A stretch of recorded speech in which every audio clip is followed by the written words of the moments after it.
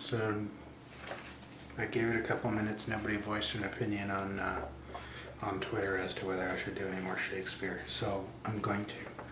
But first, Johnny's meme thingy.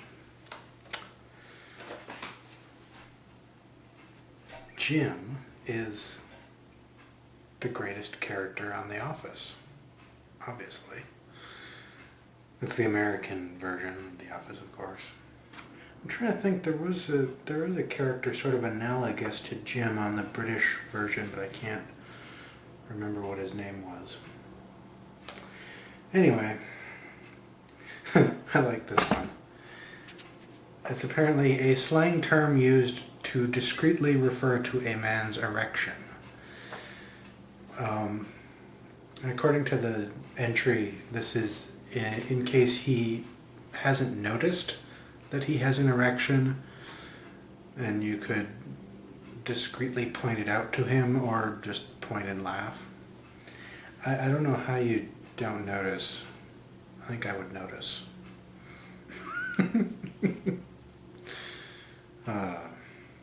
A master, the best in everything, and very handsome too. Well, what can I say? A camp or girly acting male who gets all the girls. Oh, that's funny. I don't know where the hell that came from. An extreme hangover after moderate drinking. Never had that. I barely get hangovers anyway, though. So that's that. And I was kind of in a Claudius-y mood. The soliloquy I did yesterday came after the king and queen left. And before that, Hamlet was being all emo and stuff. And I don't remember what the exact exchange was between Hamlet and the queen and stuff like that. And then the king says, "'Tis sweet and commendable in your nature, Hamlet, to give these morning duties to your father. But you must know your father lost a father. That father lost his, and the survivor bound in filial obligation for some term to obsequious sorrow. But to persever in obstinate condolement is a course of impious stubbornness. 'Tis unmanly grief, and shows a will most incorrect to heaven, a heart unfortified, a mind impatient, an understanding simple and unschooled. For what we know must be and is as common as any the most vulgar thing to sense.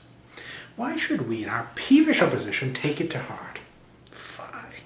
'Tis a fault to heaven, a fault against the dead, a fault to nature, to reason most absurd, whose common theme is death of fathers, and who still hath cried from the first course till he that died today, this must be so. We pray you, throw to earth this unprevailing woe, and think of us as of a father. For let the world take note, you are the most immediate to our throne, and with no less nobility of love than that which dearest father bears his son, do I impart toward you. For your intent in going back to school in Wittenberg is most retrograde to our desire, and we beseech you, bend you to remain here in the cheer and comfort of our eye, our chiefest courtier cousin, and our son. Let not thy mother lose her prayers, Hamlet. Go not to Wittenberg. I shall in all my best obey you, madam. Why, 'tis a loving and a fair reply. And then something about a gentle and unforced accord of Hamlet, I don't know. The king's a jackass. That's the point.